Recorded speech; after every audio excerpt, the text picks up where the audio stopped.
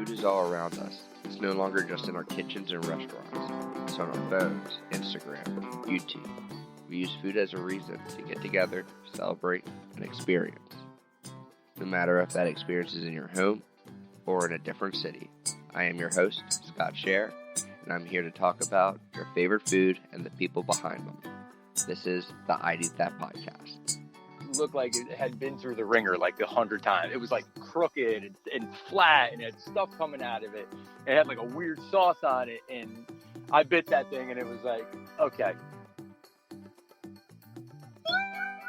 Thank you for joining me on the 8th episode of the I'd Eat That podcast, the food podcast where we interview creative minds of the food industry. Today we have Craptain Food, William McDermott. He's going to tell us about his alter ego, Craptain Food, and a little bit about a project he just finished up, where he went to popular fast food joints to rate the quality of their french fries. He also tells us which place has the best fries. Enjoy. Oh, Craptain, my Craptain, we have William McDermott from Craptain Food with us today. How are you doing? Craptain's here, and I'm doing really well. Thanks for having me on. Appreciate it. Awesome. Wanted you on the show today was because I saw your post on Fry Wars 2019. Can you tell us a little bit about the Fry Wars and what that's about? Yeah, Fry Wars kind of started like anything starts, right? You're out with a couple buddies and you're sitting around and you get a couple fries from a place here or there and you say, oh, you know what? McDonald's has the best French fries. And your buddy's always like, no, absolutely not. Wendy's has the best French fries. And no, Chick-fil-A. So, you know, Fry Wars kind of was our way of saying, all right, let's really find which place has the best French fries. I kind of set out and I put about 14 different places that I had on my menu that were within the tri-state area. And then we kind of came up with 4 distinct rating categories, and we're going to rate them 1 through 5. And basically it was going to be taste, texture, looks, and then, you know, the amount you get. And we were going to use medium as the base size for everything. I kind of went out and I did it over about a 7-day period, and I went to a bunch of different places and I tried every French fry that I could. And then I ranked and rated them all based on those 4 categories. Any of the fries that you were pleasantly surprised about? Yeah, I'm not, you know, you go in with an expectation, right? Like you've been eating McDonald's probably and Wendy's and those, so you know what you're going to get there. But then there's like a place like Checkers, which I don't know if a lot of people have tried, but their French fries were like sneaky good. Like I was so shocked when I went there. And it's this weird little drive-thru. I don't know if you have a Checkers. Where are you down in Maryland? I don't know if you have a Checkers or if it's Rally's or whatever. I know they have 2 different ones. It's only a drive-thru, and you pull in, and the guy, you know, is a big, chubby guy at the window, and he's sweating. I'm like, oh, God. And he served me these fries, and I was like, wow, those are really good. They had a really unique taste to them, almost like a little bit of a sweetness, and I was pleasantly surprised with those. So Checkers was definitely the biggest surprise for me. Okay. And where did Checkers fall in the rank of the 14? So out of 15 or 14 that we tried, Checkers came in at number 4 on my list, which was a rating of about 4.025, which anything I try to tell people over 4 is like, that's good, right? You know, on a scale of 1 to 5, if you're over 4, you're in the game. It's something you're going to want to try again and really like. So I'm a pretty harsh critic when it comes to that. I would say there were 4 French fries that came over 4, and Checkers was number 4 there at the 4.025 rate. Oh, that's great. Were there any fries where you were kind of disappointed about? Yeah, I'm a big fan of Wendy's. I think they make pretty quality fast food.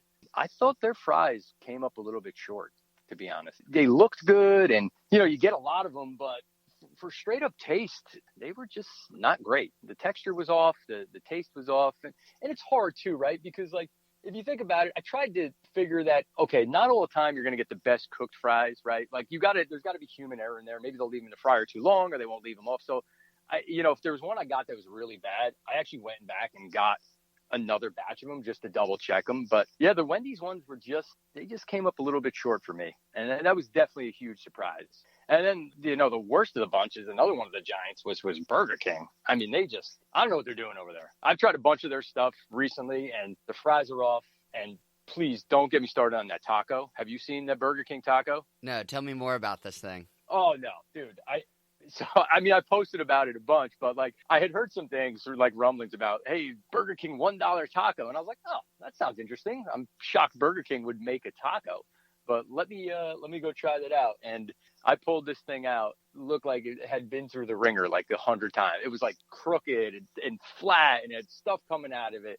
It had like a weird sauce on it. And I bit that thing and it was like, okay, stick to what you do, Burger King. Get out of the taco game. It was just awful. I mean, there's no other way about it. It was just awful. So yeah, so Burger King was definitely another one that I was very disappointed in. I know we're talking about fries, but I can't stop thinking about this taco. So did it have burger, like ground beef in it? Yeah, it was a basic like ground beef taco. But you know, like you have an expectation of what a taco should be. Like so let's say Taco Bell sets the standard, right? I got a crispy shell taco, pretty uniform shape. I got my burger meat in there, my ground beef, my lettuce, my tomato, my cheese, sour cream if you want it. And then that's it, right? Like it's not hard to make a taco, let's be honest. But the Burger King one, I mean, if you get a chance, look at the picture I took of it or just Google Burger King taco. I mean, it's all over the internet. They are these flat shaped, weird looking things. And I didn't think you could make a bad taco because really, what is it? Taco seasoning and meat, right? And the taste is just, it's bonkers. It's not good. Not good at all. I was like, bad Burger King, you know, don't make that in. I think they actually pulled it off their menu too. So, okay. Thank God. Thank God for all of them. So we know that Wendy's and Burger King were in the bottom three. What other restaurant was in the bottom three for French fries? So bottom three. Burger King was by far the worst. Not by far the worst, but they were definitely the worst. And then we followed up by White Castle, which I don't think there's any surprise there. White Castle is what it is. You know, it's one of those places like every 6 months or once a year, everyone's like, let's go to White Castle. And you eat it and you're like, I immediately regret that decision. You know, White Castle was up there. And a surprising one was Nathan's. You know, those crinkle cut fries are kind of a standard out here in the Northeast. And I just think they fell short. Very soggy, extra potatoey, no crunch to them. Not a great fry from Nathan. They were up there. And that would be your bottom three there. So Burger King, White Castle, and Nathan's were my bottom three.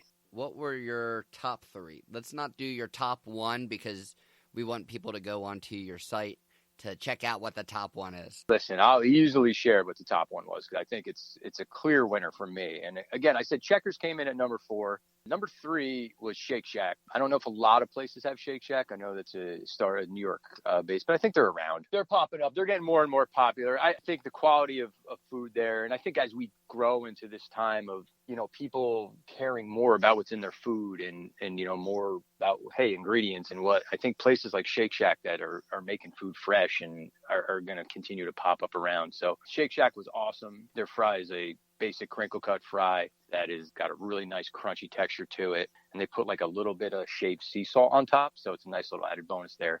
And then if you get it with the cheese sauce, I mean, it's not even fair. They were my number 3. And number 2 is, you know, I'm a sucker for a waffle fry. So Chick-fil-A came in at number 2. It's just something good about that big old waffle fry with all that salt on it. I love me some Chick-fil-A. So it's a great fry. I can't fault it in any way. That doesn't seem like a surprise. No, and I hate on Chick-fil-A a little bit. You know, I've got into the old chicken sandwich thing between them and Popeyes pretty hard. And I was back in Popeyes because I thought that Popeyes chicken sandwich was crazy good. But Chick-fil-A makes good stuff. So, and their fries are awesome. My number 1, and again, I'm not scared to share it because I think it's important for people to know, it was Five Guys. I thought they were the clear-cut winner. And it may be because they're making their fries fresh to order, right? So every order that's going in, you're getting it. So you're going to get it hot. You know it's going to be hot. They make them fresh with the potatoes, and they have that distinct taste with the peanut oil. And you get a whole buttload of them in that bag. You know, they always throw a little bit extra in there. So for me, Five Guys was my top 1. You know, I've had some debate on that with people. You know, some people nobody says bad things about Five Guys, but they're like, oh, I like them. I don't know if they'd be my favorite. But for me, and my wife and a couple others who helped me with this, I think Five Guys was our favorite for sure. I agree with you with Five Guys being number 1. The amount they give you is ridiculous.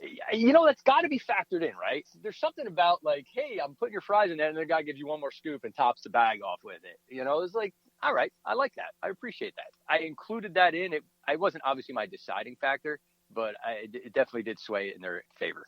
You know, you ever get like a fry, like Chick-fil-A, for example, is awesome waffle fries, but you get like 10 fries in there. It's not a lot of French fries. They're big, which is good, but you didn't get a lot of them. There's a couple other ones like that too. There are French fries in your bag, and you're like, oh, I've had 4 French fries and I'm done already. Yeah, I feel like with Chick-fil-A, it's like 5 big ones and then like 3 quarter ones. Right, you get like the little nubbin at the end, right? That's all brown, right? Which is pretty tasty. Don't get me wrong. I like that little crunchy guy, but that definitely factored in decision. But I definitely thought Five Guys was the best. In your article, what I really like is you post how much weight you've gained throughout the 7 days. Isn't that unbelievable? Kind of makes you think differently about those fries. Well, because now hear me out on this, right? So you start eating the fries, and that's how it starts. I'm not a large man by any way, but I'm pushing 40 now. My metabolism isn't quite what it used to be. But if I'm going to these places to get fries most of the time, and I do a sales job, I hit these fast food places, for lunch a lot of times. I'm not getting there and I'm doing fry wars, but, let me get a double cheeseburger while I'm here, or let me get an apple pie. Or then it's hard to just get French fries when you're going someplace, especially if you're doing it for lunch. While it was just fry wars at the time, there was a bunch of other food that was going in there. 4 pounds in a week, my wife was not too happy about that, and neither was my waistline. You make a good point. I think that would give you a weird look if you just ordered fries and nothing else. It's true. It's like, even so with Dessert Wars, it's even weirder when I'm going to places. I'm like, I'm here to try your desserts today. Can I have your 4 best cookies, please? Or give me all the pies you got. Then that's just, people just think you're crazy then. The Craptain is a little crazy, and that's why we love him. We sure do. I want you to know I'm wearing my hat right now, too. I know people can't see this, but Craptain's got his hat on, just for you. And if you want to see his hat, check out his posts or on his Instagram. I was about to ask if you were wearing the hat. Absolutely. People always ask me, you wear a hat all the time? And I'm like, you're damn right I do. The woman at Burger King, actually, you don't have any fans in this world, right? I said my shining moment in this life is when I'm out somewhere and somebody will actually recognize me. That's when I know I've really made it. But the woman at Burger King, she kind of now, she gives me a look. She knows. She's like, you again, huh? So she's getting it. I told her to follow me, but she hasn't followed me yet. But hopefully soon she could be my first real fan, like a real fast food worker fan. That's what I'm shooting for. So you're aiming for fans in the industry? That's right. I want the people. I want to be the voice of the people. That's really what it wants to be. Hopefully we'll become is maybe we can set a standard for fast food and review, right? I see a lot of guys out there. There's a million dudes who are trying the Impossible Whopper, or trying this, and I give it a 3 out of 10 or an 8 out of 10. Well, yeah, that's nice, but that's like your opinion for what it is. But how did you get to that number? What I'm working on right now, a buddy of mine who's designing some things for me, is an actual real rating system where you can look and see, okay, I know I tasted this today, how I rate this taste, and you'll have a scale from 0 being unedible to 5 being the best thing that you ever ate, and then kind of descriptions in between for what is a 4.5 or what is a 4, what is a 3. And that's kind of what we're hoping to do, so that we can get real tangible data that we could share with people, and hopefully we can get more people using it, and then you could have real ratings for certain items. And I think that'd be cool for people to see is, hey, you know what? Burger King French fry rated really low, and this, Arby's fry is a little bit higher. I think that'd be cool for us to get to a point where we have an actual rating that everyone could kind of use, so they know what they're ordering might actually be good or not. That's what our hope is someday. Please tell me that's going to be a phone app one day. It will be. Apps are expensive. The Craptain's going to have to get a little side hustle going here. We hope to have a website coming soon, and that'll be the start of it. But yeah, a phone app would be awesome. I think that's kind of the end game for what we'd love to do. Earlier, you mentioned Dessert Wars. What is that? Is that similar to Fry Wars?